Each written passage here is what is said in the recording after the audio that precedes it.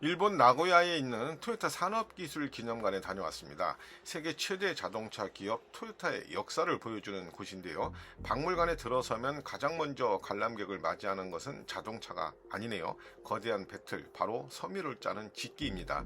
토요타는 원래 자동차 회사가 아니었죠.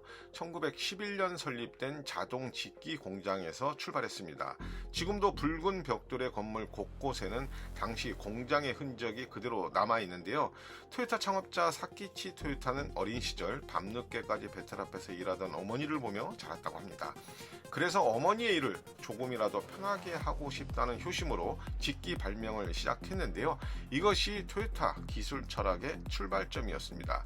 전시장에는 사키치가 직접 발명하고 특허를 받은 초기 목재 직기들이 차례로 전시가 되어 있는데요. 당시 배틀은 양손과 양발을 모두 써야 했는데 사키치의 직기는 훨씬 적은 힘으로도 작업이 가능했습니다. 여기서 멈추지 않았죠. 작은 부품 하나의 모양이나 위치를 바꾸고 셔틀의 움직임을 손보며 끊임없이 개선을 반복했습니다. 증기 동력을 쓰는 동력 직기가 만들어지고 수많은 시행착오 끝에 탄생한 것이 바로 지형 자동 직기인데요. 실이 끊어지거나 문제가 생기면 기계가 스스로 멈추는 기술이 들어가 있습니다. 문제가 생기면 멈추고 원인을 해결한다는 토요타 생산 방식의 핵심 철학이 엿보이는 대목인데요.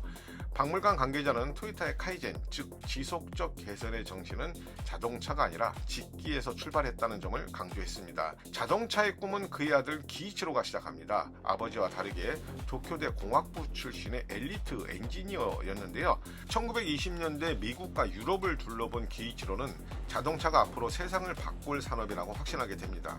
하지만 당시 일본에는 자동차 산업 기반 자체가 거의 없었기 때문에 미국 차를 직접 사와서 분해하면서 연구를 할 수밖에 없었는데요.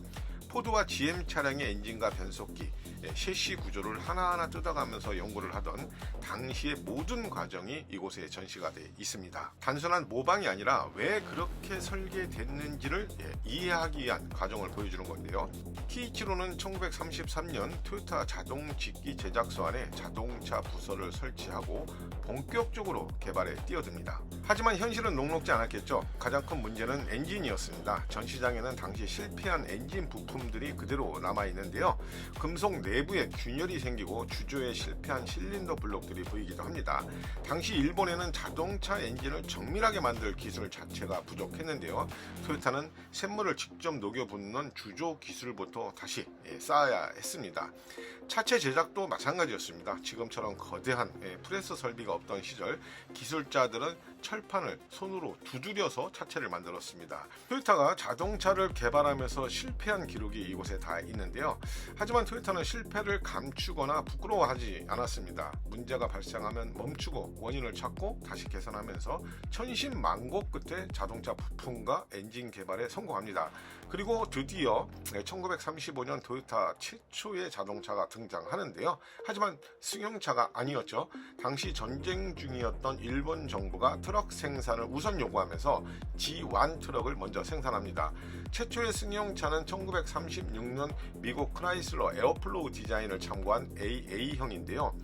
토요타도 초기에는 많은 결함으로 곤욕을 치르기도 합니다. 하지만 문제가 생기면 현장을 찾아가 원인을 찾고 개선해 나가기를 반복하면서 이후 다양한 모델을 개발했고 1960년대 코롤라로 일본의 대중차 시대를 열고 1997년 프리우스로 하이브리드 시대를 개척합니다. 지금 토요타는 세계 자동차 기업으로 성장을 했죠. 하지만 전 시장을 둘러보다 보면 토요타의 본질은 자동차 자체가 아니라는 생각이 듭니다. 더 좋은 방법을 찾고 문제를 발견하면 멈추고 다시 개선하는 것. 토요타를 세계 1위로 만든 힘은 결국 기술 이전의 개선의 문화에 있다는 것을 확인할 수 있었습니다. 전시장 마지막 공간에는 여러 깃발들이 있었는데요. 키이치로의 생전 어록이나 그와의 추억을 담은 것들인데 가장 인상적인 것이 하나 있었습니다. 기이치로 회장은 자동차를 잘 아는 사람은 우리가 아니라 매일 운전을 하는 사람이라며 그의 운전기사를 감사계량부 위원회에 부르기도 했다. 좋은 차를 만들기 위해 말단 사원의 의견을 적극 도입했고 각자의 일을 구분짓거나 하지 않았다. 좋은 품질을 위한 것이라면 누구의 의견이든 귀담아 들었던 키이치로의 정신, 우리도 배워야 할 것이라는 생각이 들었습니다.